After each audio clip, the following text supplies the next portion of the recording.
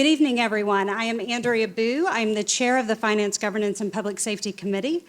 I am going to call the meeting of September 10th to order. Just a few housekeeping items. We are going to take up our regular agenda. We have a few items, and then we will get into the public safety discussion. At that point, I will lay a few, I hate to say the word ground rules, but most of the people on the council know I'm a rule follower. So I will provide a few ground rules and a discussion about how we're going to try to proceed with this evening's discussion. But I will ask my colleagues to introduce themselves, beginning, I guess, he's usually on my left, so I will start with the mayor on my right.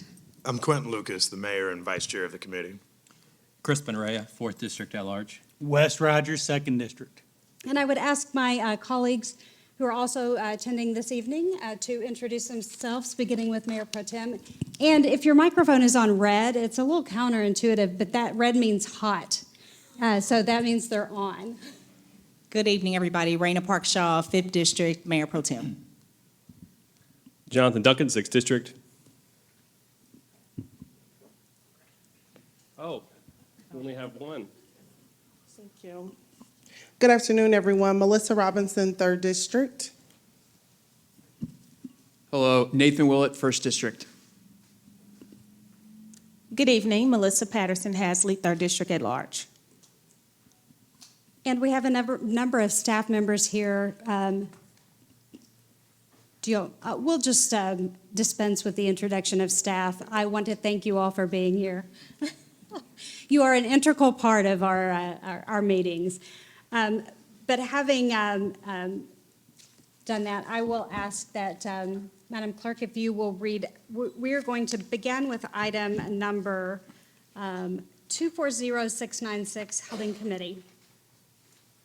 240696, adopting the definitions of the equitable economic development and expressing council intent to comprehensive economic development policy to incorporate the economic development along with specific equitable economic development strategies. And as our colleague, Councilwoman Robinson, and you can sit over on the stage with us. Sorry. Bear with us as we are adapting to our new environment here.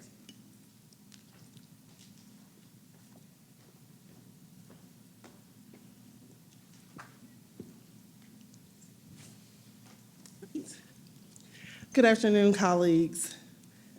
Today, we have a definition of equitable economic development before us, and I'm asking for your support to pass this out of committee and express the council's intent for a comprehensive economic development policy to incorporate equitable economic development along with specific equitable economic development strategies. So, we know that the urban ghetto hasn't happened by happenstance. This is something that was designed and intentional, and we know that Kansas City is the birthplace for redlining. We're not going to similarly change these conditions without making sure that we're intentional and we're designing a system that requires the intentionality of our commitment and our strategies as policymakers to make it necessary for catalytic investment to ensure the East Side has a quality of life parity as relates to city infrastructure, basic city services, and access to employment to build a strong economy in neighborhoods that are grappling with crime, blight, and historic disinvestment. We have the misfortune of hearing from a broken record. Over the last 5 years, I've heard from consultants, development attorneys, and even developers themselves consistently saying that developers will not build on the east side of Truce. That deficit mindset is something that we have to emphatically and uncategorically deny. I believe that if the city of Kansas City, through a collaborative approach, can build the scaffolding needed to make development attractive on the east side. It requires first for us to be on the same page, and this definition before you regarding equitable economic development breaks down barriers and expands opportunities for low-income and minority groups, and it aims to invest in people and places to help communities thrive and unlock the full potential of our city's economy. And so I now will allow for our chair to explain her committee substitute and her amendments. But as we sit here today and we talk about crime that's happening in our community, please understand that the majority of crime is happening on the east side. Please understand that the majority of the homicides are happening on the east side.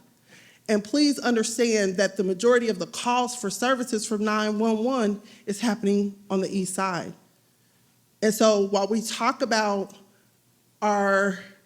what we're wanting to do to make changes, it starts with building a strong opportunities and a strong economy for residents that are in that community. So while this wasn't planned, this was held because of our very in-depth conversation at our last meeting, but I do think that this is really a good foundation as we talk and have this further discussion with our community later on today. So, Absolutely. Thank you, Councilwoman Robinson. And we had talked about, and I'm not sure if we're ready to amend it yet, but the two things that we had talked about amending this ordinance was to actually add an amendment to the contract with our current consultants, to add this definition to the contract, and to also add a provision to, which we had intended to do and talked about, to add a local consultant, a minority consultant as they go through this process. Because one of the things, for those of you in the audience to kind of catch up the background, we are currently going through a process to develop a update to our economic development policy. And we have hired consultants to come in and do that. One of the things that I did like about some of the economic development proposals or policies that they have prepared in the past is they did have an equitable economic development definition. I think what's important that we talk about now is to adopting that at the forefront. And so that as we go through this process, that is kind of a guiding principle as we have stakeholder discussions. So I think perhaps maybe we could pass this out now and with a due pass and have our law department work on those two amendments and adopt those on the floor. Because I think it's important before our stakeholders come back, or before our consultants come back to do stakeholders group, stakeholder sessions, that we have this adopted. And that to the extent that we can amend the contract and do that from the floor, I think that would be best, as opposed to take up time to do that, so we can get on with the discussion. So I would be comfortable with moving this out today. Are there any questions from the committee?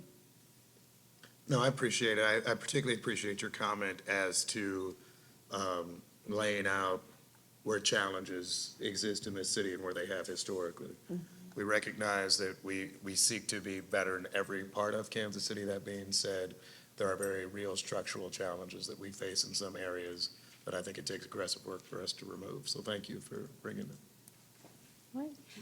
Is there any public testimony on ordinance number 240696? Right. Seeing none, I would seek a motion. Madam Chair, I'll move that ordinance 240696 be reported to the full council with a recommendation of due pass. Second. It's been moved and seconded that ordinance number 240696 be reported out of committee with a recommendation of due pass. All those in favor, please say aye. Aye. Any opposed? Okay, the motion passes. We will consider it next week. Thank you, Councilwoman Robinson. All right, Madam Clerk, we will move to ordinance, I forgot holds. See, I'm out of my element. Before we go to ordinance number 240724, on the agenda is ordinance 240695 that will be held until September 17th. Also, we have ordinance number 240596. That ordinance we have held before, but I would recommend, and I've talked with council Rogers, who I believe had some questions before, that we hold that for 2 weeks. If there's no objection, I think we can hold that for 2 weeks until the 24th, I believe. Nobody wants to hear us talk about paying judges and politicians No, today, well- so I support that. All right, so we will hold that for 2 weeks. Now, Madam Clerk, if you will proceed to read item, Is there going to be an opportunity for any public comments just regarding the status of crime prevention? Yes. yes, we're going to take up our regular agenda, and then we'll get to that. Yes, yes. Madam Clerk, 240724. Yes, ma'am. Amending Chapter 70 Code of Ordinances by repealing Section 365, 66, and 68, and enacting in lieu thereof a section like number of subject matter related to the street racing and sideshows.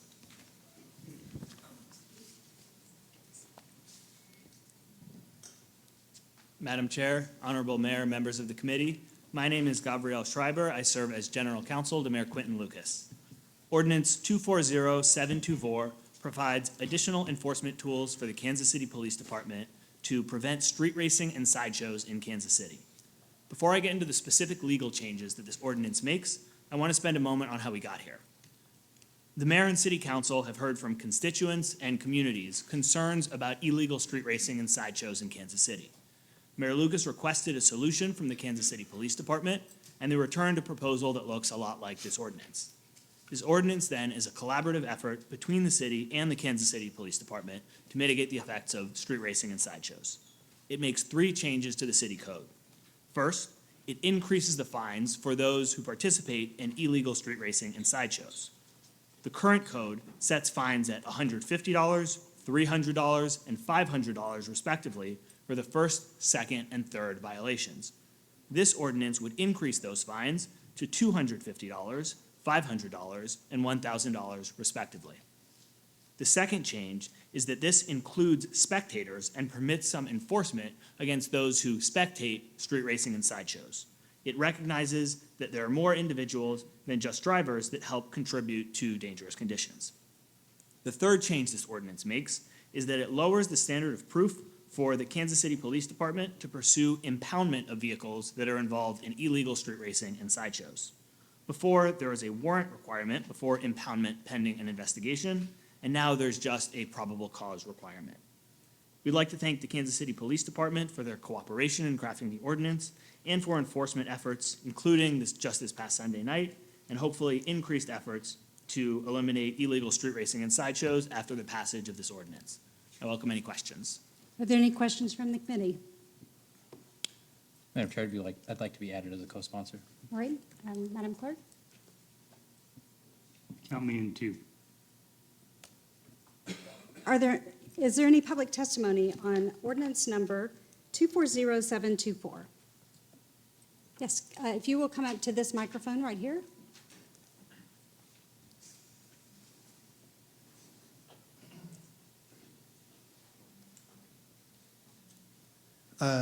Thank you for this time. And can you please state your name? Oh, yeah. My name's Charles. I wasn't actually going to speak on this, but it's sad that the standard has actually become lower for the impoundment of cars. We know that whenever it comes to the impoundment of cars, it usually affects poorer people the most, making it even harder for them to get a car again. Second, I've noticed that at these sideshows, as interruptive as they may be, it brings a lot of community members in. There's children and women there, but KC Police just a day ago tweeted out that they were in an environment where they had hundreds of criminals who chose not to obey the law. I would like to remind council that these are not hundreds of criminals.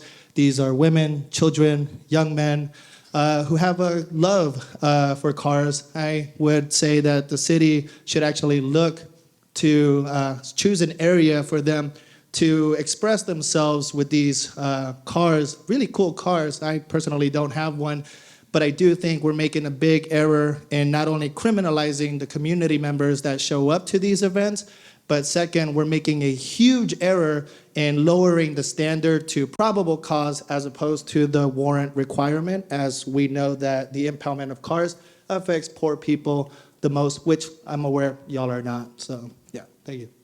Thank you very much. Is there any additional public testimony? If you will just come forward and to the microphone. If, I wanted to just ask. You gotta if you, come up you to the come mic. to the microphone if you need to speak. Well, I wanted to clarify, is this a time for public comment, or is this a time to ask questions about the specific proposed legislation that we're looking at? Public comment is always an affirmative statement, and Yes. then, The questions are at the end, or am I misunderstanding? this is your opportunity to speak, and then we'll make a determination as to if there's more discussion from the council level. Yeah, so I just had a few questions then for this. Besides these proposed changes, how exactly is KCPD going to deter this? Infrastructure-wise, patrol-wise, maybe otherwise? Is there a plan for if the illegal activity just migrates to privately owned spaces? How will we track this progress exactly, or the results of this amendment? And then is a non-engagement policy likely to follow suit at any point? Okay, we'll take that public comment, and then we'll probably come back in a discussion with it. Could you Okay. repeat the third question, though? Yes, how will we track the results of this exactly? Thank you. Thank you. Good evening. My name's Diane Allen, and I just wanted to comment regarding these sideshows that are going on. I live in an environment, I live off the Paseo in an area where these are taking place, and I know that the gentleman who just spoke said that there are some really cool cars, but what I am experiencing is that there are cars like Toyotas, Hondas, regular cars, not the souped-up Dodge, whatever those cars are. I'm not a car person. There are some of those cars, but what I am witnessing is people will come near my house. They're parking in front of my house, on the side of my house. And these events look dangerous. You have kids or adults, young adults who are filming this. Cars are going around and around in circles. I personally don't think that the fine is high enough, and I am aware that fines do impact poor people more than they impact people who have the ability to pay. But I also see these people changing their tires like they're at a car race in the parking lot near my house. I feel like if you have the money to purchase these extravagant tires that allow you to burn rubber, that you probably have money to pay a fine of over $150. It's dangerous. I have seen these cars going around and around, people moving out of the way, people running. When the police are able to get there, even though where this takes place is just a couple blocks from the police, one of the police stations, but when the police are able to get there, they're not able to chase these people because it's too dangerous. There are too many cars involved, there are too many people around. So I think that the city is doing a lot of things in conjunction with the mayor and other people and other organizations in Kansas City to find alternatives for our youth and things like that. I think this is a very dangerous activity that has gotten out of hand. The last time that it happened at my house, there were 3 gunshots prior to the activity starting, so I feel If you could like just it's- wrap up your Oh, testimony, sure. please. Thank you. I feel like it's getting increasingly dangerous, and I am glad that you guys are trying to do something about it. Appreciate your you. time. When we have public comment later, we're going to limit the testimony. We usually do 2 minutes in our public hearings. Madam Clerk? It's 1 minute. Okay, thank you. Hello, my name's Mitch. I just acknowledge that I do realize that these sorts of activities can cause real distress for people in the area. And I like what the former speaker spoke about with offering opportunities for our youth and things of that nature to create an actual root cause solution for the issues rather than what I think sounds like a purely punitive response, which would be impounding cars, assigning fines. Those things don't really solve problems. I would offer some opposition on this particular ordinance based on a few statistical issues.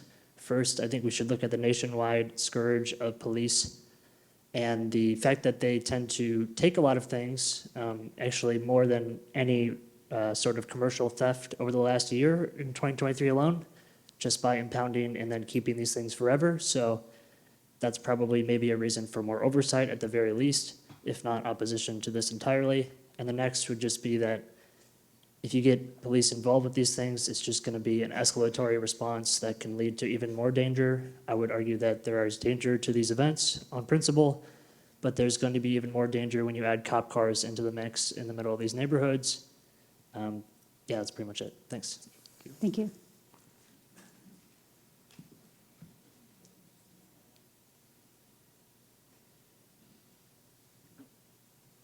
Steve Walker, Marlboro East.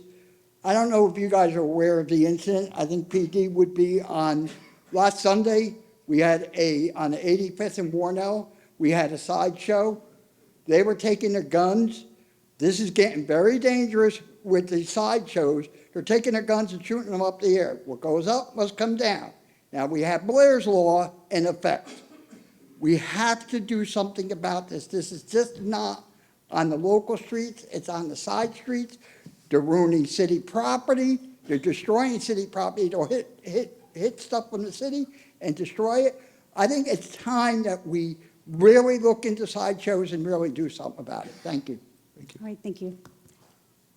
All right. Are there any additional comments, Mayor? Do you want to? I may make a comment, and if there's no objection from there, it'll be a motion. But to answer the questions, the first question we received related to infrastructure. Really, for the last 4 years or 3 years, our Public Works Department has worked fairly closely with Kansas City Police Department and other city agencies to make sure that we were doing the work to address certain obstructions to the ability for people to participate in sideshows in certain intersections throughout the city. So you'd usually call that environmental design, crime prevention through environmental design. You've seen that at a number of different intersections. Public Works continues to work on that. Street grooves, there were pucks that were installed in other streets, and so there continues to be that activity and that collaboration between Public Works and the police department itself. As to the question as to how do we track progress, ultimately, we usually, if you're looking from the law enforcement perspective, you're looking at calls, reports of activities, citations, and others to see if there's a reduction in the number of 911 calls that we're getting that are complaints relating to sideshow activity throughout the city. While this ordinance does not lay out how best to track progress, typically that's the type of report we would get both from the police department and Public Works. I would imagine that's what we see here.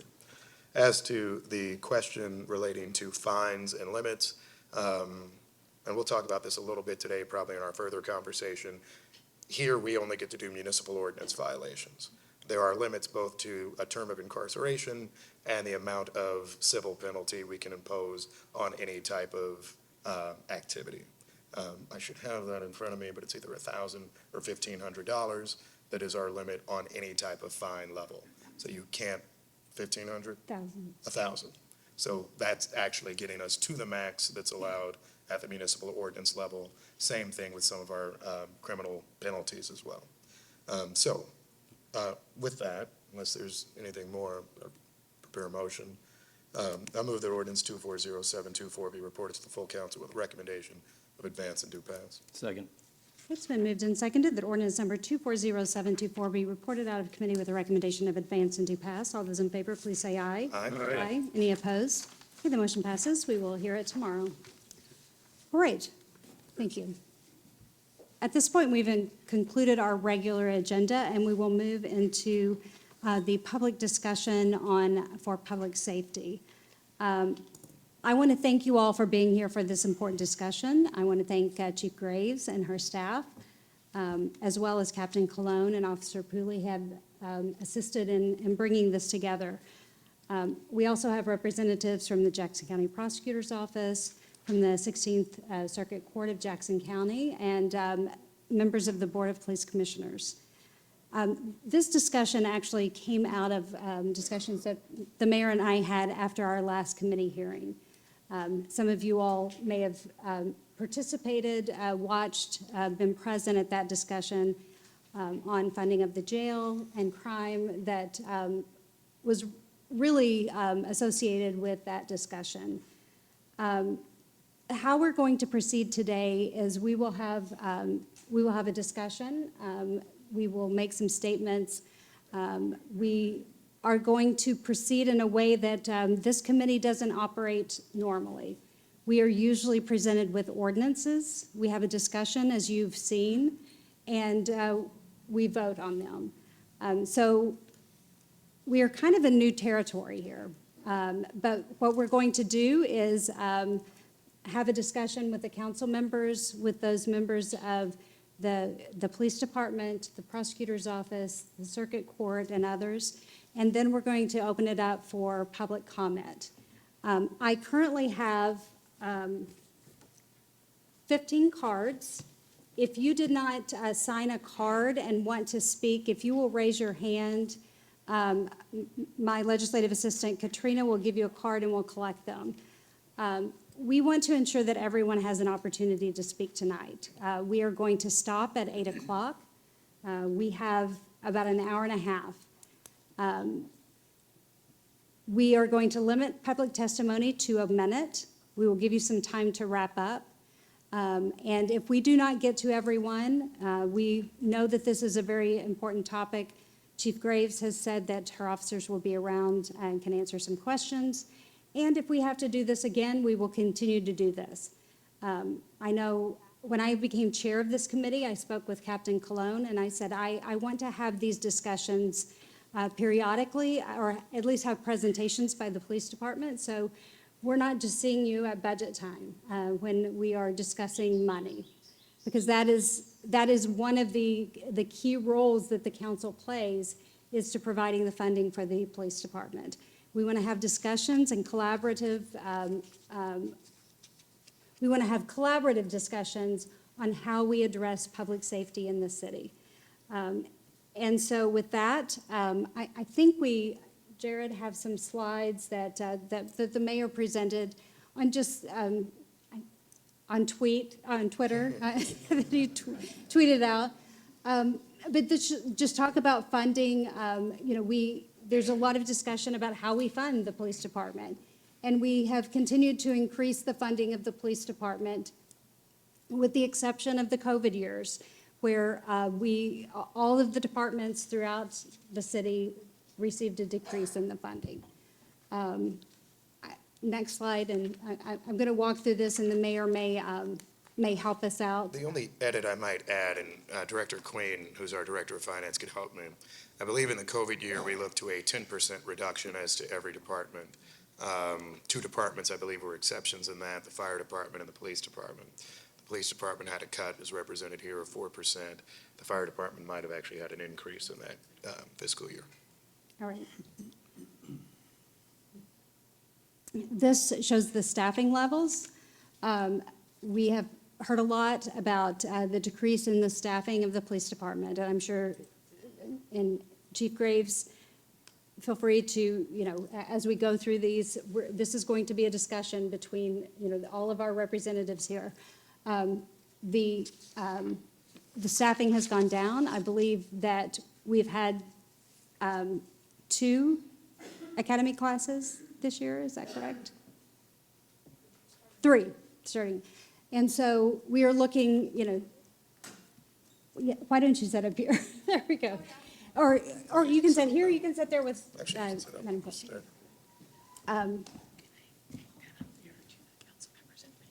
And so this is a discussion that we've had since, you know, I know myself and the mayor have been on council. I've been on council, he's been the mayor.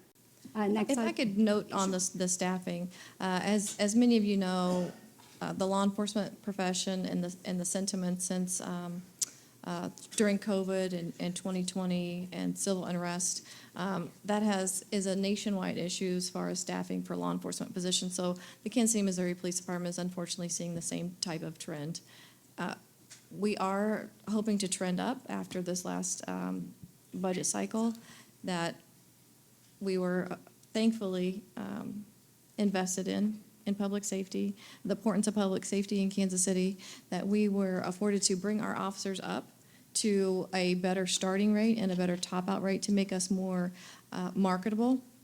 There is something to be said for being the largest agency in the region and being able to have the compensation that reflects that, to include the compensation that reflects the work that the officers do out there day in and day out, sometimes being put in some dangerous situations. All right. Thank you. Next slide. This is information on priority 1 and priority 2 call response times. And Chief, maybe you can better explain priority 1 and priority 2 response. yes, so- Priority 1 and priority 2 and the response. Yes, so our calls for service each year continue to go up, and our staffing levels have went down over the period of this chart right here. I will say also, you know, as you can see it going up from 21, 22, 22, 23, up to 24, at the beginning of this year, we put a new shift into place to see if we could try to try something innovative to respond in a faster manner, to deploy our officers in a different way on different shifts. We are doing a review of that in October to make sure that our desired intent is having the outcomes that we want. All right, next slide.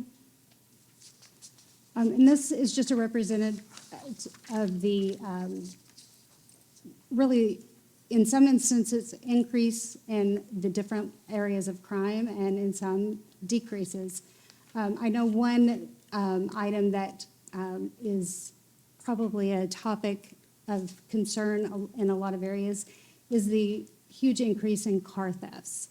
I know that is something in the 6th District that we hear a lot about, Councilman Duncan.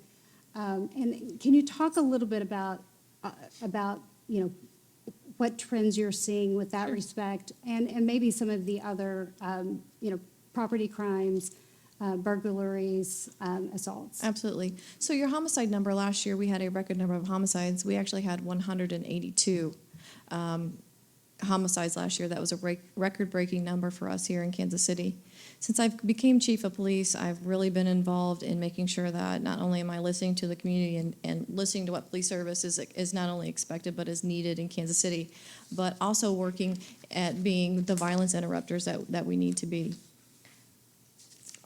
For those of you who have seen the KCPD crime plan that was released in, I believe, earlier this year, I want to say it was March, that was reflective of some of the initiatives that we already have going on. One of those is a focused deterrence model, and as well as several other initiatives that the Kansas City, Missouri Police Department is involved in.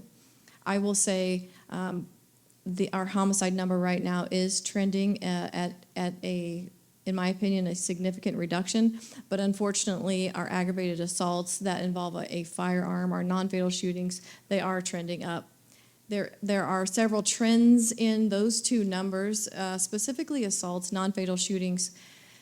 We have many of those where we are going to scenes now where there is more than one person that is shot with a firearm. And some of that, we believe, is due to more shots being fired. So if you look at burglars, we are trending down. In fact, we are trending down in a lot of our property crimes here in Kansas City, but there are some that we are not. Car thefts is one of them. And when you ask about trends, the trends of stealing Kias, Hyundais, and some of the Jeep and Chrysler products, that is a nationwide trend. I talked to other major city chiefs that are seeing these same trends in their cities, and we're doing everything that we can to combat some of this, to include accepting some clubs from some of the car makers to hand those out to people of Kansas City who own one of these vehicles to try to protect their vehicle in a better way other than just locking the doors. So that is some of the responses, some of those numbers right there.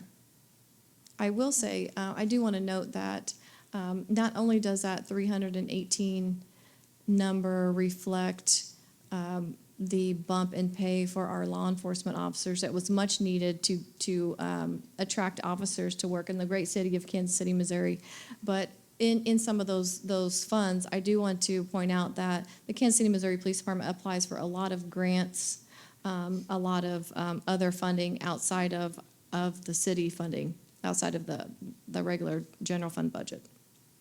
All right. Are there any questions from the committee? Councilman Ray?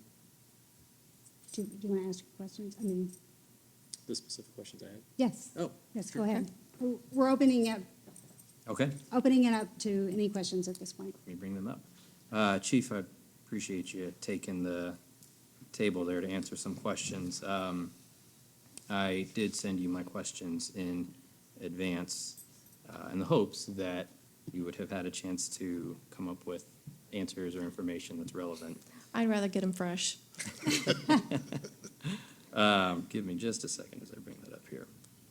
And I know my first question is in relation to the challenges we've had over this last year, and I'll begin by saying I believe we are experiencing around or between a 25 and 30% reduction in homicides compared to last year, a very tragic year when we shattered our homicide record. If you had told me we would this year be experiencing a 30% reduction in homicides, I would say that sounds like that's going to be an awfully peaceful year. But it feels everything but that. Burglaries of businesses, property damages, thefts, situations like these that escalate into violence. We've all seen recent incidents where that's happened. All very tragic. Last year, officers responded to 182 homicide scenes. I don't know how many squad cars respond per homicide, but I'd be willing to guess it's often more than 5, maybe more than a dozen at times. The challenge we had last year in responding to other forms of crime was those officers were going to homicide scenes and being pulled from other parts of town rather than responding to other calls. This year, homicides are down by 30%. So it's 30% fewer homicide scenes that large numbers of officers are having to respond to. Meanwhile, we've increased funding by $30 million to fill 150 positions, of which I think we have completed 2 full academy classes. So more staffing and fewer of those officers having to respond to crime scenes that require a lot of officers. It seems that we, however, still have challenges with having officers proactively in locations where burglaries and property damages and car shows and some of these things are happening. And I understand you can't have officers everywhere at all times. And I often say that to folks when their questions give that tone. What reassurance can you give us as council members now that we have allocated these resources and we are starting to get folks hired and homicides are down, that we're going to see officers proactively in locations where we know this type of behavior is going to occur? Well, first, if I could, I believe it was 23 million and not 30, but that's just from, I feel like I lived that all of last year, and I think that's why I'm pointing that out, because I think that is a significant amount of investment that the city has provided for the police department. I do appreciate that emphasis on public safety. Second, we did have 182 homicides last year. And I just want to say each one of those homicides has a name, has a family, and has somebody who loves them. And if a life is taken by violence in Kansas City, everyone should be concerned, no matter where that life was taken, in what neighborhood in Kansas City. Everyone should be concerned and ask themselves what they can do to make our city safer. Going forward, as far as less officers responding to some of those homicide scenes, that frees officers and detectives up to work on cases that they may have gotten last year that they are responsible for solving. That also will reduce overtime or allow officers to be deployed in different areas. Every time we have a homicide, we do deploy a lot of personnel to those scenes, because that is, it's important to us. You know, these are scenes where a life was taken in our city, and each one of those is tragic. It requires a large response of investigators, not only our investigative homicide squads, but we also block off traffic with sometimes traffic officers, sometimes your patrol district officers, you have crime scene. I don't want to go into all of those things, but it does take a lot of personnel. So that's a lot of overtime, that's a lot of call-outs. That is a lot of taxing on some of our detectives and increasing some of their caseload. That is taking their attention away from other homicide cases that they could be working, potentially getting someone into custody to where they are not causing further harm in our city. But as far as a reassurance, I can tell you that, and I spoke about this at the board meeting today, I know right now that crime, disorder is at the top of mind of a lot of Kansas Cityans right now. And I can tell you it is for us at the Kansas City, Missouri Police Department as well. We are here, we are responding, We are being proactive. We are making arrests. We have served search warrants. We have recovered evidence. We are here. I have officers out right now that are working extra duties, extra shifts. Some of them are working overtime. Some of them have been redeployed to areas that are some of the, what I'll call a hot spot in our city, to ensure that we are providing the coverage needed to make, for one, for visibility, but also prevention, intervention, and enforcement. I want to make sure that everyone here absolutely knows that the Kansas City, Missouri Police Department is showing up. If you don't see us in your neighborhood, there may be a chance that we are responding to one of those priority one calls for service. But I am out in the community. I know I've talked to several people in different neighborhoods that are facing some of these stolen autos. Sometimes where they're met when they confront someone breaking into their car, they're met with someone that has a firearm that either points it at them, that may fire shots. These aren't the only crimes that we are seeing in Kansas City, but those are the ones that I feel that are really gaining a lot of steam right now, and I've definitely been a topic of conversation. And there's been a lot of crime and disorder in another part of our city that's very concentrated, where we have had to deploy officers 24 hours a day, 7 days a week. That area needs such attention there, that is of great importance to the Kansas City, Missouri Police Department, that we are dedicating that level of service in that area. I could go on and on about how the Kansas City, Missouri Police Department is working with all of our stakeholders and making sure that this is a citywide approach to violent crime. I know that I've worked with several of the council members here, and I can't tell you how much that I appreciate that collaboration, because we can work together. And Mayor Pro Tem Park Shaw, last year when we did the multidisciplinary task force, which for those of you who may not know what that is when police, because we are out on the street every day. When we see things that a light out, we see blight, we see a burned down house, we see some kind of road situation. When I say that, I could be talking about street racers, making sure that we put some of those street calming measures in place. That is a partnership between the Kansas City, Missouri Police Department and our city, where we share crime data, we share quality of life issues, and the city has wholeheartedly responded with public service, dangerous buildings, to help assist in making sure that we are not only making areas safer, but we're also improving the quality of life in those areas for those residents. You said there had been 2 academy classes completed. How many officers have gone through those 2 classes? I want to say we have 3, because there was one that was a carryover from last year. Right now, if you count the class that's graduating, that would be 54. We have a class that's starting on Monday, the 16th, with 16 in the class. I would love to have bigger numbers, but sometimes we want to make sure that we are getting the right candidates in these academy classes. And we don't want to lower our standards. We don't want to have a situation like you've seen somewhere else in the United States, where someone slipped through. We want to make sure that people that are serving Kansas City are those that have the utmost integrity, and they really do have the heart to serve. 54 officers between the 3 academy classes? Yes. To include the one that's graduating this month. Okay. And when we had budget conversations, the expectation was 150 officers. So when would you expect through academy classes to meet that threshold?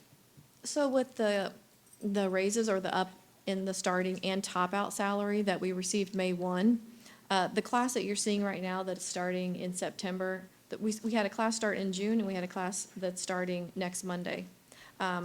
Those aren't necessarily reflective of that raise in starting salary just yet, because it takes about 30 to 40 days to go through the process of coming into an academy class. So I would say I was hoping that we would see a little bit of that wave come in September. That hasn't played out in that way. I would hope like our next academy class should be bigger. I would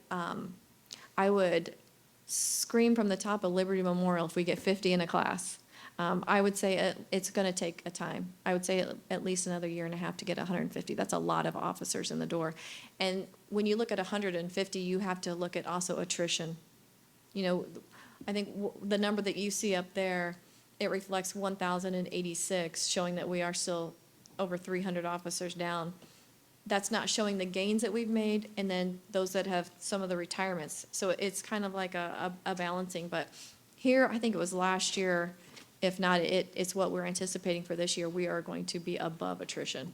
So we voted on, thank you for that. So we voted on a funding increase in this fiscal year that provided enough resources to fund that number of additional positions, 150 officers. So I wouldn't expect that next year's budget request would include funding for additional officers. Would that be fair? We want to get to that 150 before we would request that ceiling be upped. So right now, we have funding for, is it 1,285? 1,258, I had my numbers transposed, 1,258 officers. Full strength for the Kansas City, Missouri Police Department is 1,408. So, once we hit that 150, I'm going to be saying, hey, we still have room to grow. Okay, because we're going to be starting the budget process soon. Oh, yes, and we're I think ready. any questions about staffing that come to me, I'm going to ask, well, what are we doing with the money from this year to hire those officers? And so 54 officers, can you tell us where they've been deployed? All the officers that come out of the police academy go to patrol. Can you tell us where they've been deployed between patrol bureaus? All six patrol division stations, but usually, when you have newer officers, you want to patrol them into one of our 3 inner-city police stations. Okay, and what's your process for determining how many officers go to which patrol bureau? We do. I check with our patrol bureau, and Deputy Chief Joe Maben is sitting here today, too. We meet every Tuesday. We go over our staffing. We look at the percentages that are lower, and we try to balance out and gauge where officers are needed, and that's where we put them. We do have a bidding process right now where sometimes that complicates things in a way, but not in a bad way. It just, officers will bid for different shifts, they'll get to move, and then the open spots, that's where we will put our newer officers. Okay, are you able to share, do you have information that will, demonstrate where officers have gone between patrol bureaus? How many of those 54 officers went to which patrol bureaus? I don't have that information with me today. Okay, could you provide it Sure. to the council? Okay. Sure. I will say that is always a moving number. And I Fair say enough. that, I can tell you where our new officers have been deployed, but that's not necessarily reflective of other officers that have moved around in that bidding process to get different shifts or a different patrol division station. Okay. And then 2 more questions and I'll stop. One thing that I reached out to you about is what are practices for providing security during big events such as concerts, games at Arrowhead, and where that draws resources away from. Can you describe how that works? So all of the officers that work in and around the security for, if you're talking about Arrowhead or even the Royal Stadium, those are off-duty officers. They are not on duty. They are paid for by the venue. Outside of the Truman Sports Complex, the in and out is what we call it, the traffic coming in, traffic coming out. If you think about a venue that is holding up to 78,000 people, obviously that's a predictive traffic issue. So we make sure that we have traffic officers there to make sure that everyone gets in and out of that stadium safely without any kind of blocks or holdups. So we do deploy our traffic division for that in and out. Okay, so I've heard folks in the community who shared a belief that with the recent country concert out at Arrowhead, that it drew officers away from other parts of town during evenings where burglaries occurred. And so based on what you're describing, that wouldn't be the case, given No. that these are off-duty officers patrolling or providing security at Arrowhead rather than folks coming from other parts of town. Correct, I had not heard that. We don't take officers from patrol division stations to cover the Truman Sports Complex. Okay, and I think that's important information for Okay. folks to Yeah. understand, so thank you for that. And then my last question. Just briefly though, but on that, you're saying the traffic division, who are Yes. on-duty officers, are outside of Arrowhead? Yes, but they are not responsible for 911 calls for service. Those will be our patrol division station officers that are there in the sectors, in the zones, like East Patrol, Central Patrol, Metro. Like, those officers are what we call district officers.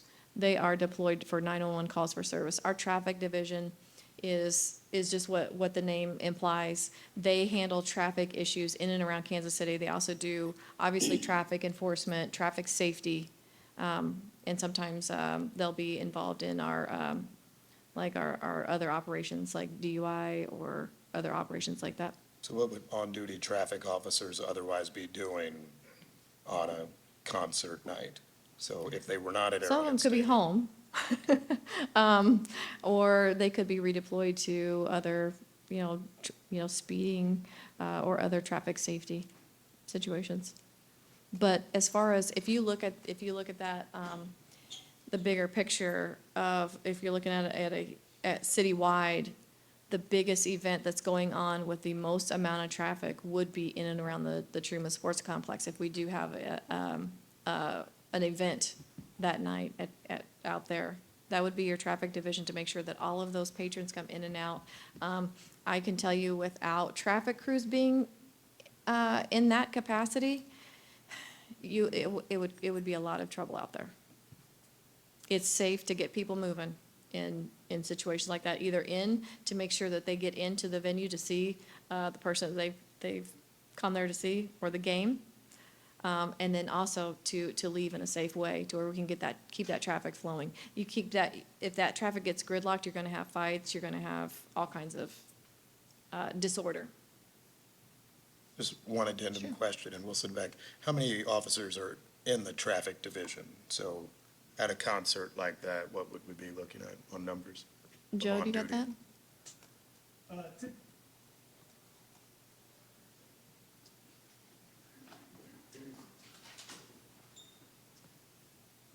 thought we had a microphone here. Here, you can take this. Good job. That's all I got. No, you're good. Thank you. Joe Maben, Deputy Chief Patrol Bureau. Out at Arrowhead, if we are doing a concert or a game, it's probably about 24 officers who are in point positions. And then we have another 10 officers who are traffic officers who are actually reimbursed by the chiefs or by Arrowhead for doing the similar type of assignments, traffic assignments.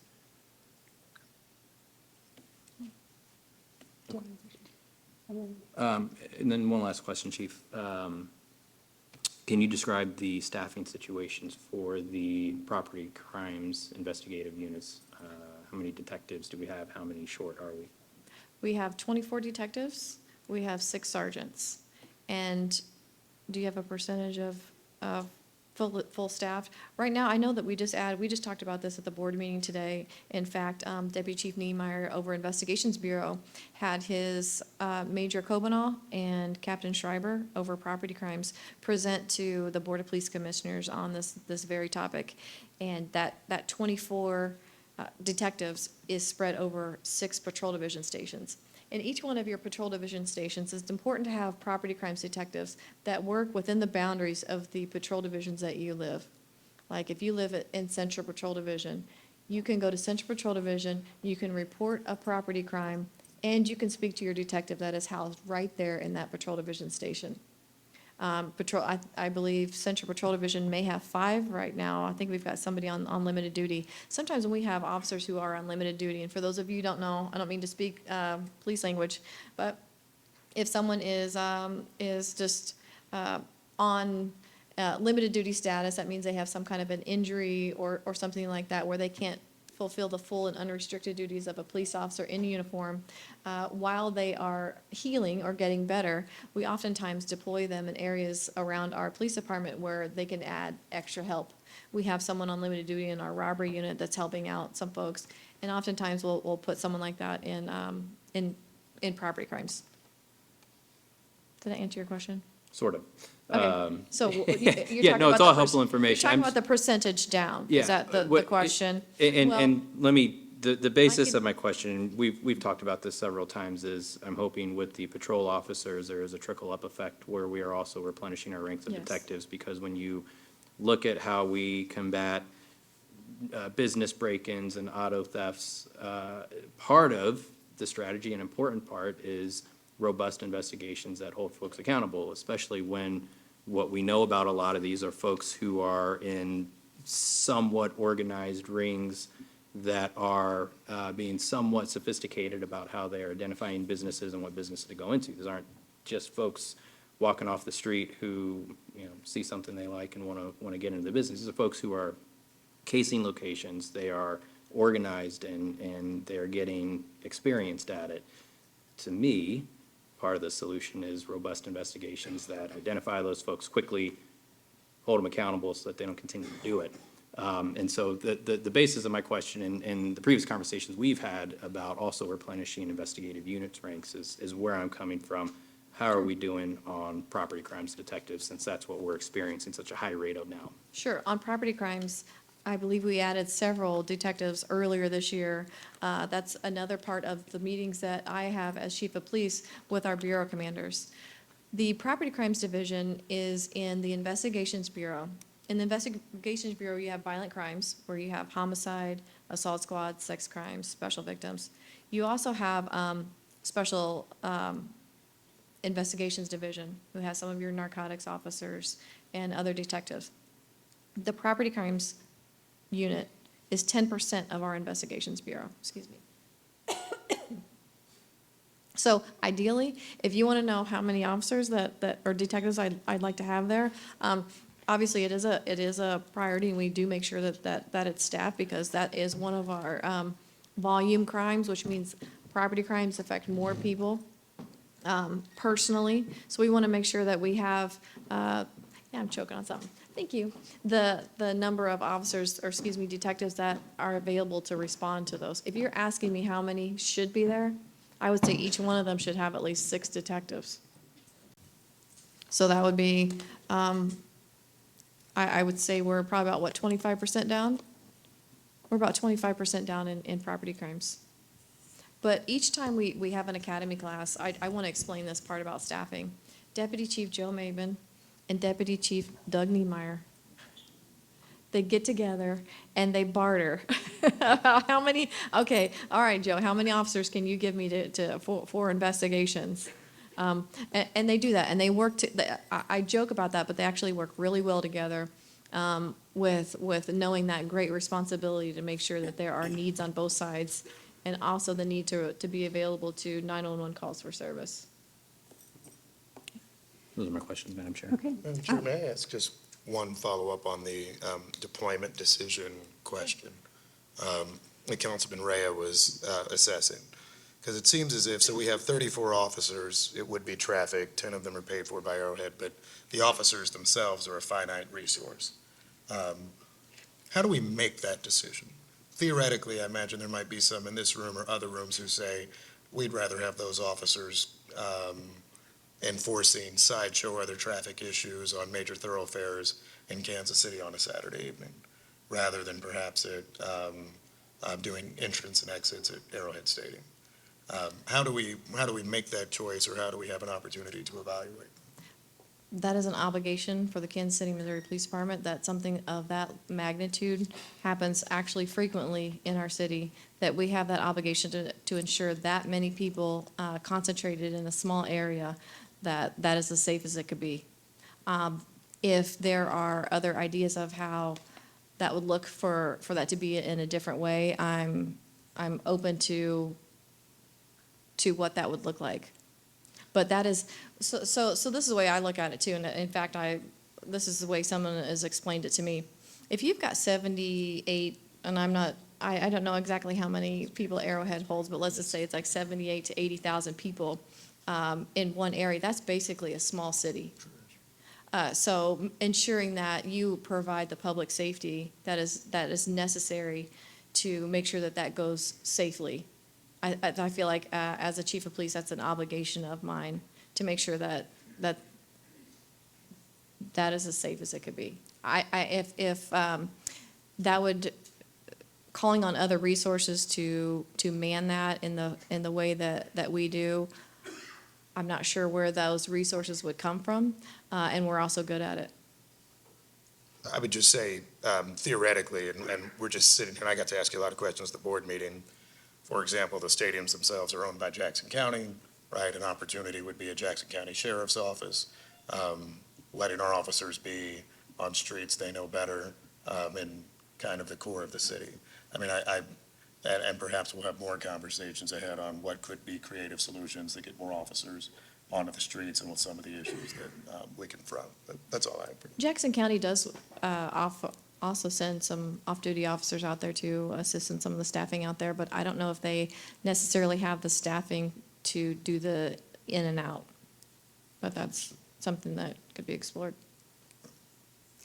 All right, I want to make sure we get to public testimony, but I want to ask my colleagues if they want to ask questions. Yes. Councilman Willett? Yeah, thank you, Chairwoman. Mine's more of a comment regarding the graphs.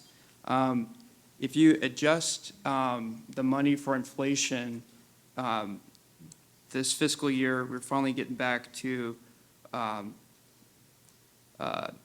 closer to 2021. So if you were to adjust for inflation, 2019 to 2020, that would be $321 million in terms of 2024 dollars. So while the graphs, look like we're increasing police funding, in terms of, if you adjust it for inflation, we're actually down comparative to 2019 and 2020. But we did have a substantial increase this past year, which I'm excited about. But, to make sure that we're looking at the data the proper way, we should adjust it for inflation. All right. Do any other of my colleagues want to? I want to make sure that we get to public comment. Okay. So we'll forego our. Right. All right. Okay, so we're going to move on to public comments. I'm going to call several names, and to make this go more smoothly, if you will line up in the order in which I call, provide your testimony. Madam Clerk, are you going to signal when the time is up? Okay. So I will ask you to wrap up, just so we can get to all of the cards that we have. So first, and I'm going to apologize in advance if I mispronounce your name. My name is spelled B-O-U-G-H, and it's pronounced Boo, so I am used to that, but I try to be cognizant of pronouncing names correctly. I'm going to first, and it could be that even with my reading glasses, I may have some trouble with it. I'm going to first start with William, I believe it's Jackson, Miranda Pratt, and Melissa Ferreira Civil. Councilwoman Boo, did you want me to stay up here, or would you like me to? have a Whatever seat? you want to do. You don't need to. You won't need to respond. Okay, no. Thank you. Okay, go right ahead. All right, my name is William Jackson. I worked at the family court for about 37 years. I see some wonderful people from the family court here. I want to let everybody know that the family court has some of the most dedicated people in this city there, and that they are hardworking, dedicated to the community, both community safety and the juveniles. I also live in Brookside. I knew Sean Brady through my family and played music at his restaurant. What the lady said about the problems in other areas of the city, people would tell you if they knew me that I've been more than a little hacked off about the, not exactly indifference, but a sort of indifference that occurs when things don't happen in your neighborhood. So I feel a little funny talking about this. But I'm here. Enough is enough. You guys have a crisis on your hands. I've never done your job. I don't know what you're up against. We need to support the police. Everybody needs to understand that, we've got these anecdotal stories about police and things. I get it. But most police are out there, putting their lives on the line, okay? I would like to see very many people here have the guts to put on a police uniform and go out and do some of these car stops and things that they do. So that's a big deal. The other thing I would say to you folks is we don't like being tough sometimes. We don't want to look like the bad guy. But deterrence is important. And new studies that I saw show that if people think they're going to be caught and they think there's going to be a serious repercussion, then punishment does deter crime. So, but you've got to also be careful to be nice when you need to be nice and be tough as hell when you need to be tough as hell. Okay?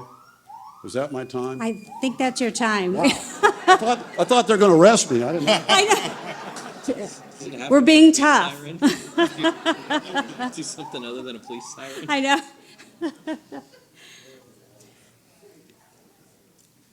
Oh, Oop, there it is. This is a 10-minute one, is that? Um, Cool, okay. hold on. Hi, my name's Miranda Pratt. I live in the 4th District. I'm going to talk about the public safety sales tax and how that relates to the jail. Many people I love have wanted or tried to end their lives or have been close to having their lives ended for them through state apparatuses like prisons, policing, and medical neglect. In a report commissioned by the city, KC360 identifies quote-unquote risk factors that point to root causes of harm and resilience factors that offer alternatives to this harm. These factors not extensively include affordable housing, access to well-resourced educational opportunities, and living wages. We continue to have these conversations about allocating more money for jails, which starkly contrasts the findings in the KC360 report and community surveys that show us our city wants community resources over jails.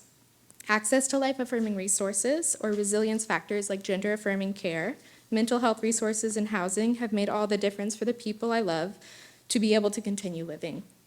I believe that any funds that supposedly address safety in our communities should be directed towards those life-affirming resources rather than building new jails to move members of our community out of sight and out of mind. Thank you. Thank you.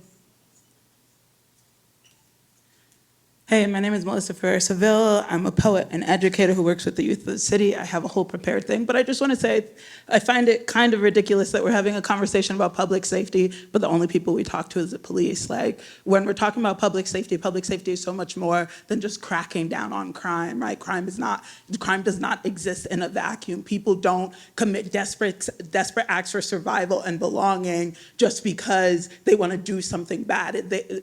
Throughout their lives, there's a continual reinforcement of a narrative that they are not cared for, they're not welcome, and that they do not belong. And so while we're talking about public safety, because I know I only got a minute and I have a lot to say, but while we're talking about public safety, the only thing I'm gonna urge y'all and all of y'all is to consider that we actually may be the perpetrators of public safety ourselves because we do not keep each other safe, okay? And that's all I got, thanks. All right. Charles De Leon, Nam, Sydney McCullough.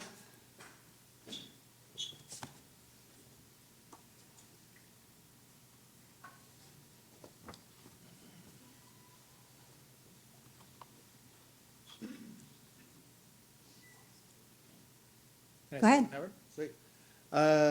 Just first off, I believe we must be diligent with the numbers that we speak of. Congressman Willett made a very silly comment about inflation because, we apply that same knowledge, the $30 million cut that you all gave to public transit that occurred this year, bringing it from about 100 mil to about 60 million, would mean that cut was actually bringing public transit to about 40 million, amounting to a 60% cut. There have been 4 areas in the city that have completely cut down their bus lines. That's not actually going to increase public safety. Further, Graves and Rhea gloated about a 30% reduction in homicide. The year isn't over and we're at about 146 homicides compared to 182 last year.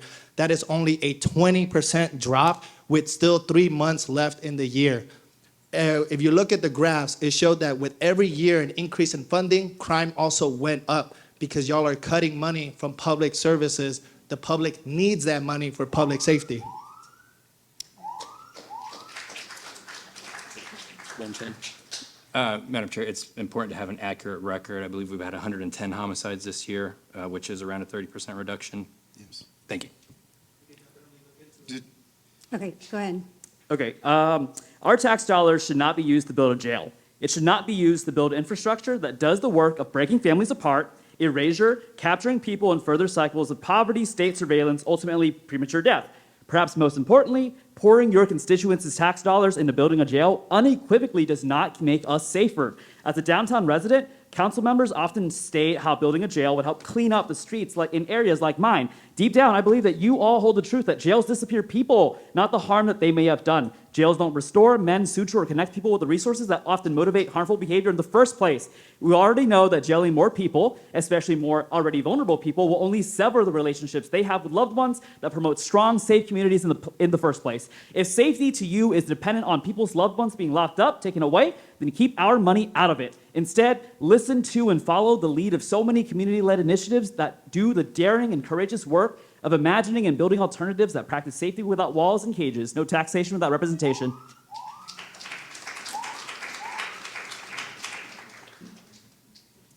Hi, everyone. everyone. Thanks for the opportunity. So Sydney McAuliffe, I live in Brookside and grew up in Brookside.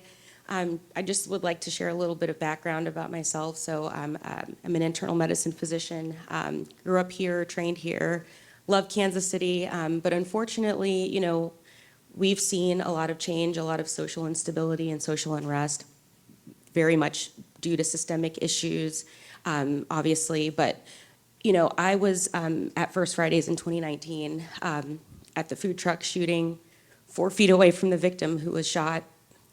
Sorry, I'm emotional.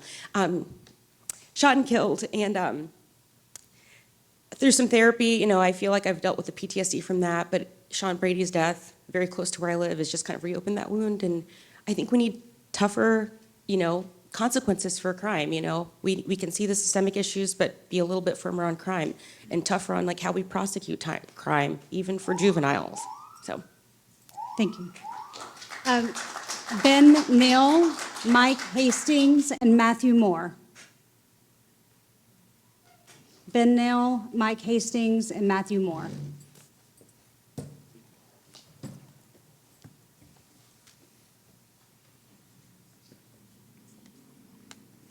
Hi, my name is Ben. I'm a lifelong resident of the Kansas City Metro. Here tonight to just talk about the fact that public safety starts with taking care of our people, taking care of our community. And I understand I've had property stolen and destroyed. I understand that hurt and that anger and that desire for vengeance. But punishing crime is not where safety comes from. You don't build new jails and hire new police to respond to crime that's already happened. That is not how we build safe communities. We need to address the underlying issues and make sure that people have affordable housing, that they are able to reach out when they're in crisis and when they're desperate and access the care that they need, whether it's rehab, therapy, counseling. People need a place to live.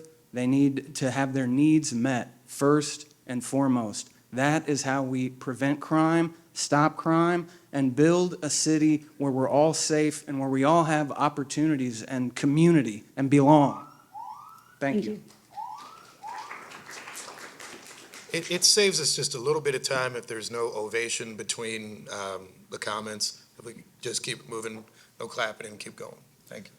Hi, I'm Mike Hastings with Anchor Island Coffee, located on Troost, one of the restaurants that was recently broken into. The interworkings of KCPD takes place mostly out of public view, making the problem or problems within the city difficult for the public to see. Having spoken with several city leaders, some have said our police are understaffed, underfunded. Some have said the police are overstaffed and overfunded. I've heard of possible corruption or simply bad leadership within the police, and that our prosecutors won't prosecute because of lack of jails. If we're understaffed, why is our state-controlled police not working with the National Guard to secure our city? If our police is corrupt, why are leaders not following through with this? Do our police leaders need additional training? If jails are overbooked, we could possibly look to Arizona to consider our own tent city while jails are built locally.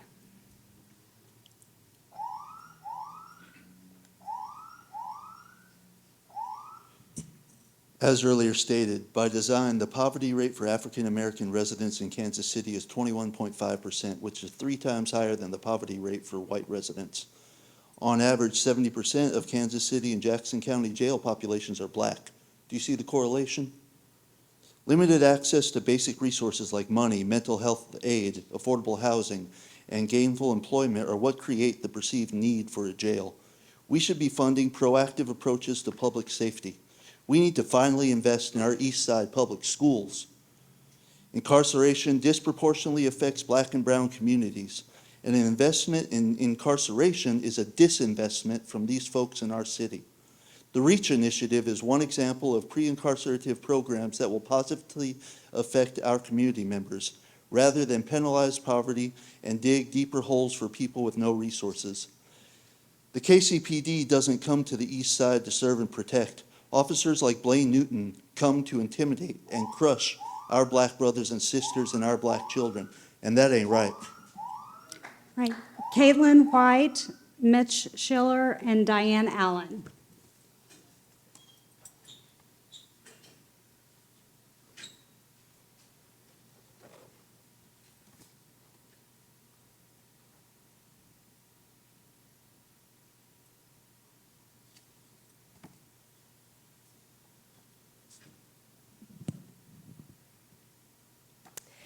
My name is Caitlin. I am a Kansas City resident and have worked as a licensed social worker for 12 years.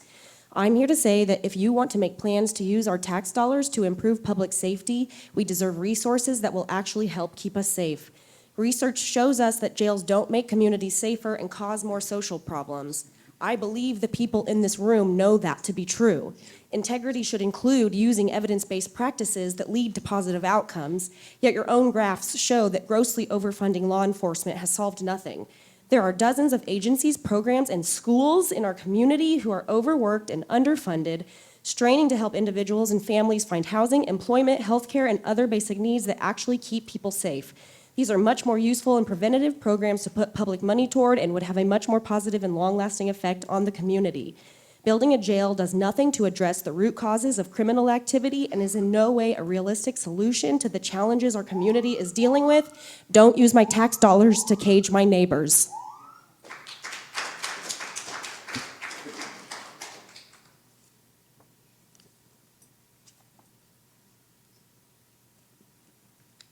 Hello, Mitch again. We all spent like 20 minutes staring at a graph that I think was missing some important context. I think when we make these kinds of visualizations, it may be worth putting up the things that we are not getting on and where the, when you increase the budget for the KC Police Department, I'd like to see the negatives and everything else because I feel like our communities are feeling that, but it's not being displayed up there on the graph. And if that's not decreasing, maybe you're going to put out a tax plan to support, how you're going to get those funds otherwise, because right now it's not feeling too good. I'd also like to point out that KCPD is under state control as far as I know, and that's a pretty rare circumstance, but we can see why when we look at the fact that they've been under investigation for racism for years, and we have cops like Eric DeValconier killing people in our community, like Cameron Lamb, and we have the governor spending months and months holding over our heads that he might pardon this cop. So I don't think they should be trusted with keeping us safe. Is Diane here? Okay, we'll move on. Gail Hill-Suber, Gwen Grant, and Ms. Sharon Sanders Brooks.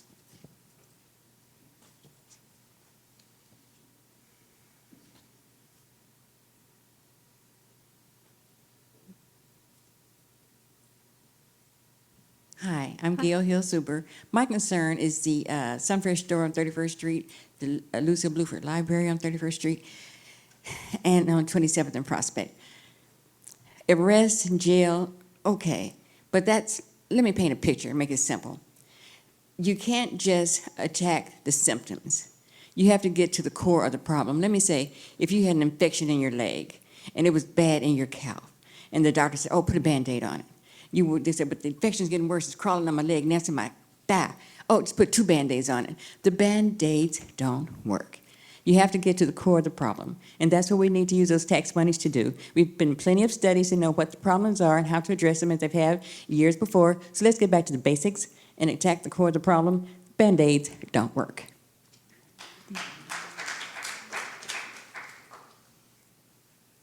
Good evening, Gwen Grant, representing the Urban League of Greater Kansas City and the Urban Summit.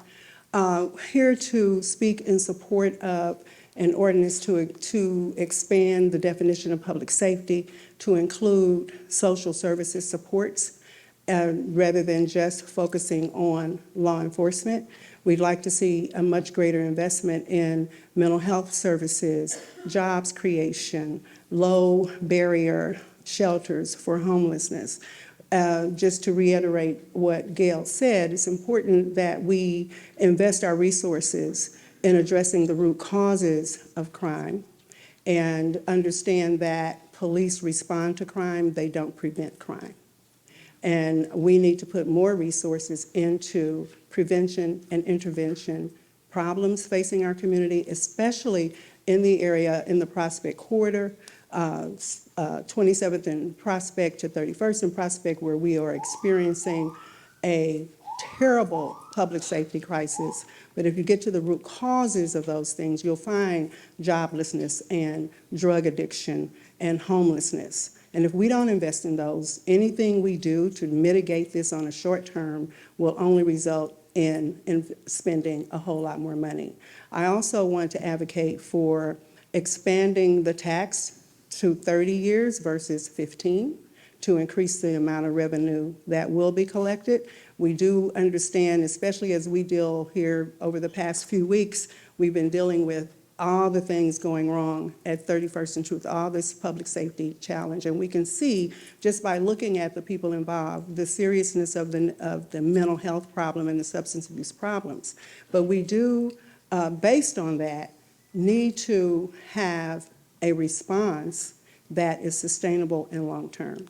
And I know the other thing is about building a detention center, and I've heard a lot of people talk about the fact that we don't need another jail. We've got to have somewhere to take these individuals who are impeding progress and causing us to practically almost lose a grocery store that we fought too hard to get, a shopping center with Black-owned businesses that we fought too hard to get. All of these things are at risk if we do not intervene, and at some point we've got to enforce the law and then follow that up with the restorative practices necessary so that we are not fueling or feeding in further incarceration of primarily African American men and women.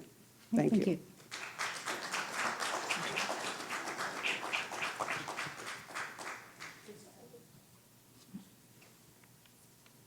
Good evening, Mr. Mayor and members of the council.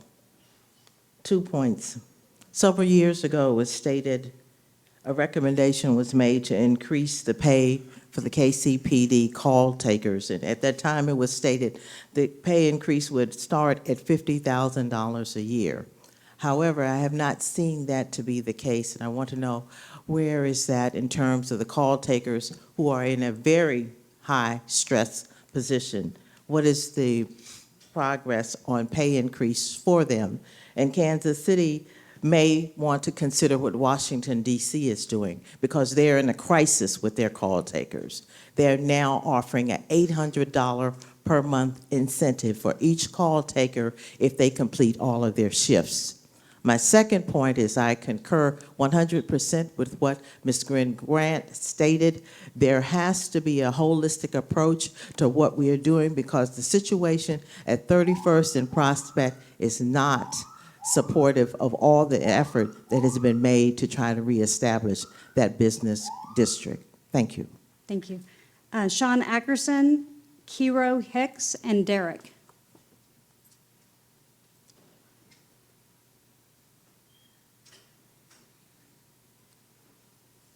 If I may briefly, while they come up, Councilwoman Sanders Brooks, on your question on call takers, I believe in the last budget, we did a $1,500 incentive for each. And then I believe there is a staffing study now that will look to potential pay adjustments for them. But understanding that, no, it is not at 50,000 as you represented. Thank you. I just want to say I don't disagree with the need for resources and alternatives, but there have to be consequences, and that's going to have to include incarceration. We have issues that have to be addressed today, why we work towards long-term solutions. The others are just questions. I want to know if we're utilizing joint task forces and interagency agreements to the maximum amount we can to address the shortages that we have. And then I want to find a challenge the police department to find ways. There are a lot of entities, communities that use security services, security guards. They're not trained to the quality that the police officers are, but they are resources. They often know their neighborhoods and their business districts better than the responding officers. And if we could find a way to partner with them, possibly train with them to increase their capacity, I think we could also help address some unmet needs in that fashion. Thank you. Kiro? My name is Kiro Hicks. I'm here alone, but I was trained to do this by Decarcerate KC. I wanted to speak to something I've witnessed in the past 3 or 4 days. It was a young man who got evicted.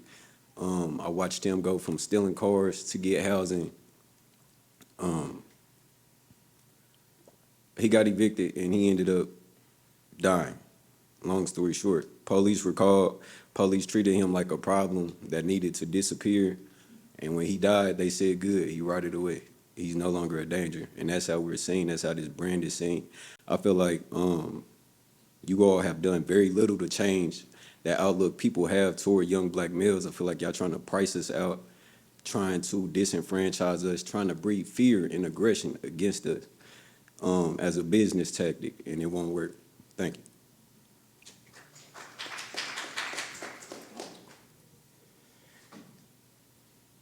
Derek, he, him pronouns. I'm in the 3rd district, and my neighbor was just evicted. I am against the quarter-cent sales tax being used to go towards the construction and maintenance of a new city jail, because the jail will fail to get to the root causes of our public safety issues. Decarcerate KC has developed a survey to gain better understanding of how our neighbors and community members feel about about how public safety is conducted in Kansas City. I canvassed with Decarcerate KC. I've gone door to door in the 3rd district and across the KC Metro asking questions pertaining to safety and how our community members feel when engaging with police officers, where our resources should go if they had the power to choose, and how a new jail would mean, and what a new jail would mean for them and their community. Based off of this survey data that is currently ongoing, out of the 200 plus people that we've surveyed, 85% of those people said that a jail would not make them feel safer. It is clear that this proposal to use public tax dollars and invest in the caging of our neighbors dealing with poverty, houselessness, mental health issues goes against the self-interest of my neighbors in the 3rd, where those conditions are most common. No taxation for incarceration. Lance Davis, John Sharp, Laura Burke-Coulter.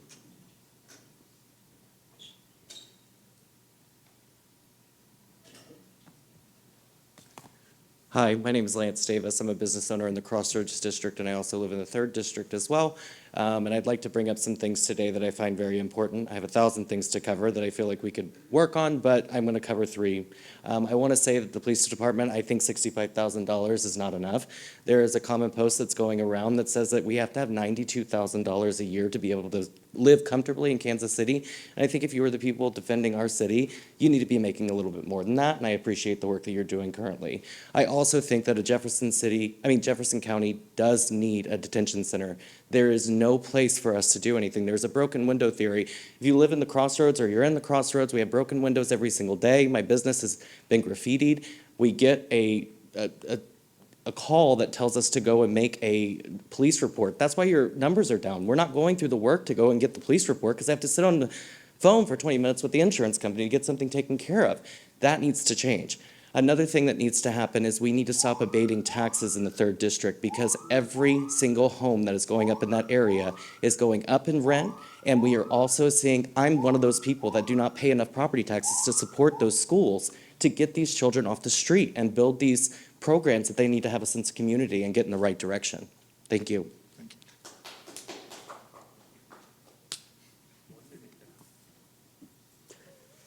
I'm former City Councilman John Sharp, but I'm not here today speaking as a former councilman. I'm here today as a member, unfortunately, of parents of murdered children, because my African-American stepdaughter was murdered her senior year at MU 24 years ago, and it's something to say I think about it every day is an understatement. I basically think about it every hour. But I want to stress how important it is to try to get back to full staffing of our Kansas City Police Department so we have adequate response times, because slow police response times slow down emergency medical help to violent crime scenes where you have a surviving victim. And when you have a median response time of 7 to 8 minutes for PD, that means you may have a little longer response time for EMS, because paramedics, and a dead paramedic doesn't help anybody. They won't enter into a violent crime scene where there's a survivor until they're reasonably sure it's safe. Now, sometimes they can determine that from the 911 caller, but oftentimes they want to wait and have to wait till PD gets there and goes in and clears the scene. Well, if you have a 7 to 8 minute police response time, if that's the median, that means there are a lot that are longer. That holds up EMS to the extent that in some cases you may as well send a hearse. If someone has an arterial bleed, especially an interior arterial bleed, they need prompt medical help. And they aren't getting it now because in many cases because of the slow police response times. About 10 months ago, I had a heart attack. I didn't have to call 911 except one time, and they got out there and saved my life. But there was a domestic violence situation 2 doors down from me. I heard 2 shots, then 1 shot, then 2 shots. I had to call 5 times before PD got there, and fortunately, the scumbag was just shooting up the victim's vehicle and not her. But 5 times. That's too long, and we need to improve police response times to improve the survivability of victims of violent crime. Thank you. Thank you, Councilman. If I may just briefly, Madam Chair, this comes from the Board of Police Commissioners meeting, and I say this only to be informative. I think our ask, and Major Williams, correct me if I'm wrong, is that if you do call, and I won't get deep into 911 issues right now in this conversation, please, if you call, stay on the line and don't hang up. That's all. You've heard me say lots of things about other things. I agree with you probably. Please make sure you stay on the line. Hanging up just sets it back in the queue. Sorry. Hi, I'm Laura Burkhalter. I'm a board member of Southmoreland Neighborhood Association and a board member of Midtown KC Now. And we do need to continue to provide and improve our resources to address the root cause of the issues that we're having. However, some people do need a timeout. And my question to you is there any interest or thought or funding to provide a temporary solution while we develop the appropriate solution long-term for addressing these problems? Aaron Atterbury, Sean Anderson, and Patricia Royal.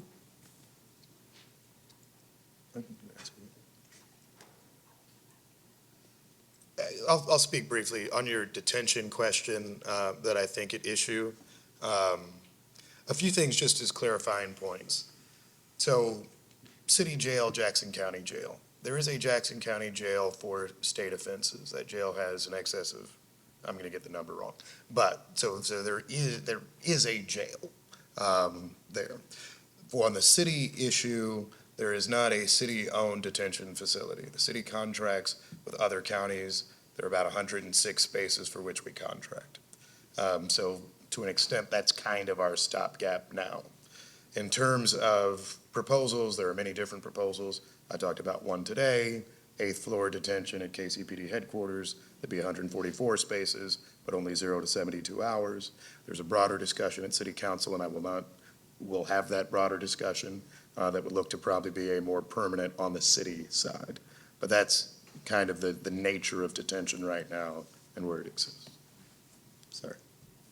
Hi, my name is Erin Atterbury, and I'm a resident of District 6. I do not support building a new jail and do not believe that the community's taxes should be used to incarcerate community members. As a public health professional, I'm also deeply concerned about public comments that have been made in the past week. It is incredibly disappointing to see city officials advocate for harsher punishment for juveniles, middle schoolers, and for more pretrial detention. We know that the first interaction with the criminal legal system increases the likelihood of future interaction. We know that pretrial detention and the cash bail system as a whole disproportionately impacts poor people, disproportionately impacts Black people. It also makes people more likely to plead guilty to crimes, even crimes that they did not commit. After that plea, they will face extreme collateral consequences, restricting their access to housing, public assistance, voting. Incarceration does not deter crime or promote public safety. It ruins lives. Broken windows cannot take precedent over that. Your constituents did not want a new jail last year, and we don't want it this year either. Our tax dollars should be used to support Kansas Cityans, not cage them. Thank you.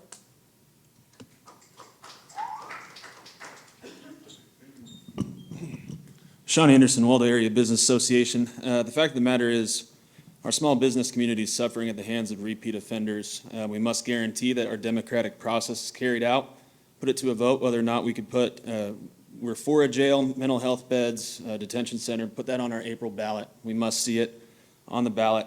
I agree with Sean Ackerson. We must be able to train up our security to participate in the overall system with KCPD. We are one of only a handful of major population centers without a jail. I think that needs to change, at the very least, to have a place to put offenders. Thank you for all that you guys do. Thank you.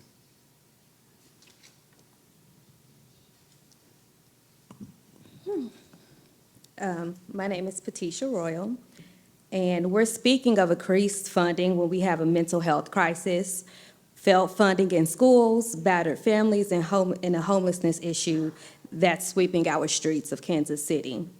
Chief, you talked about the screening process to assure getting the right officers for hire. It has been proven that you all have failed the Black and brown communities in hiring the right officers to protect and serve us. Cameron Lamb, Ryan Stokes, and Khalil Anthony, just to mention a few individuals that has been claimed by the likes of KCPD. Not to mention the covered corruption in the police department that has been kept from the public and have victims who suffer in silence by the hands of the officers. Can we have a public meeting about that? You all hire officers who have no connection, respect, or integrity to the people that is policing. You want us to comply, yet continue to oppress the people in the communities. More jobs, better teachers, better housing, better grocery stores, better representation in these seats. Stop mega developers from gentrifying our communities and pump our money back into our neighborhoods. Holistic approaches are much better than sweeping problems under the rug, which is not what jails and policing do. Thanks. Khalil Antho, Elijah Shakur, Joyce Chambliss.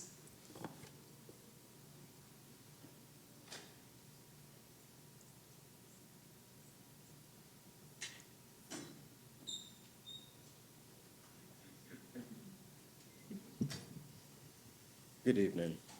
My name is Elijah Shakur. As a Black man that have been incarcerated, I've been targeted as an African American. I feel like the police should be doing more better by protecting the community.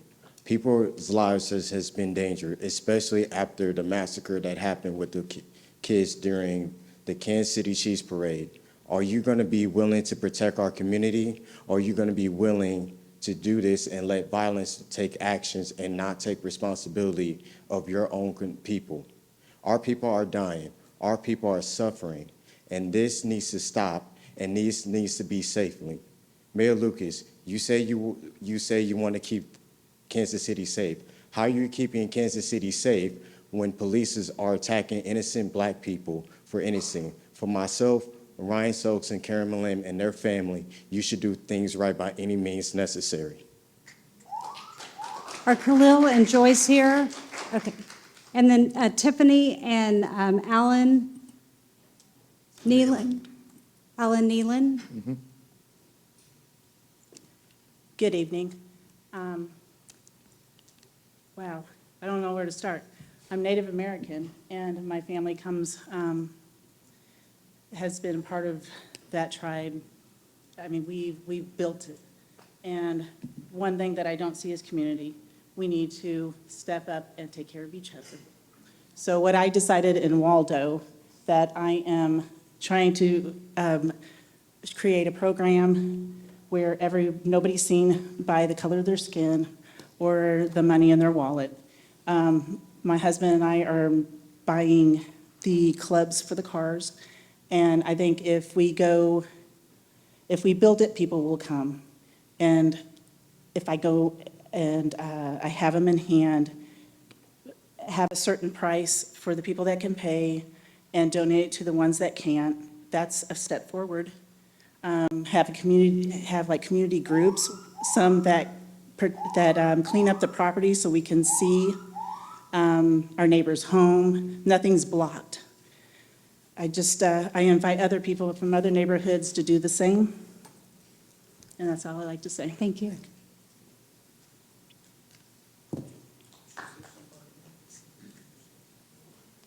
Good evening, Mayor, council members. Thank you for this opportunity. I came mostly to listen tonight, but a number of folks have mentioned something about root cause analysis and our safety net programs and how we ensure that folks have access to good paying jobs, are able to provide for their families, are able to have access to housing. And as if you know anything about me, you know that I don't go anywhere without talking about the upcoming bond for the Kansas City Public School District. Education is it's what levels it up. Access to great public education is how we make sure that everybody gets the same access to the same things. On that April ballot, the Kansas City Metro, or the Kansas City Public School District boundaries, voters are going to have the opportunity to make that kind of investment.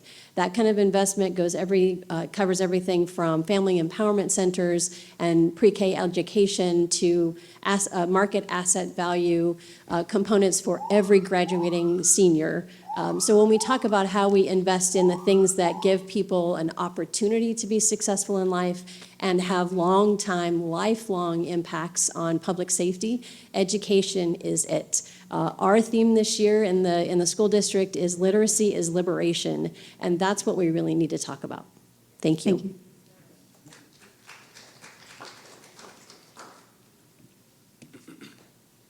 Good evening. My name's Alan Nealon. I'm the owner of the Combine KC located on 30th and Troost. And I'm not sure if it's a question or a statement, but as a voice for restaurants here in Kansas City, my statement or question is, what are we doing for local restaurants when it comes to this epidemic of break-ins? To be a restaurant owner, you have to be fearless. I mean, I don't know if you guys have seen the margins when it comes to restaurants right now, but they're crazy. But to fear opening your restaurant or to wake up the next morning and to get a call that you've been broken into, your staff may be affected. I've put so many different plans out there for my staff when it comes to just leaving at night altogether. But we're at a point where even just leaving or not being there and fearing that our establishments that we've put our life savings into will be affected with no recourse. That's a problem. So we just want some type of reassurance that there's something that's happening on the back end, whether it happens months from now, that people are being prosecuted or the problem is being handled. Thank you. All right, thank you. That concludes the cards that I have for public testimony. I know I mentioned we have representatives from our courts, our prosecutors. I want to give them an opportunity to say something if they would like, or we can call it a night. The look I got, we can call it a night. My colleagues, if they want to say something quickly or have a question, we are getting close to 8 o'clock, but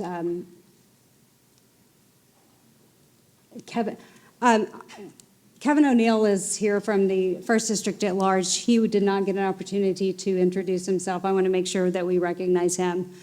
I just want to say thank you for all of you who were here, that provided your public testimony. This is a conversation that we will continue to have as a council on a number of topics that are both before this committee and other committees, and something that we will continue to have collaborative discussions with our partners, both inside the city and across the street. I thank you for being here. Can I just say very briefly, yes. It is important, and I thank very much the community members who are here. Thank you for spending that time. It is rare that we have in a room one of our county prosecutors, our police chief, a majority of the Board of Police Commissioners, and it's recognized, and I thank you for being here, and I hope we can continue these conversations ahead. All right. With that, we will adjourn this meeting. People are not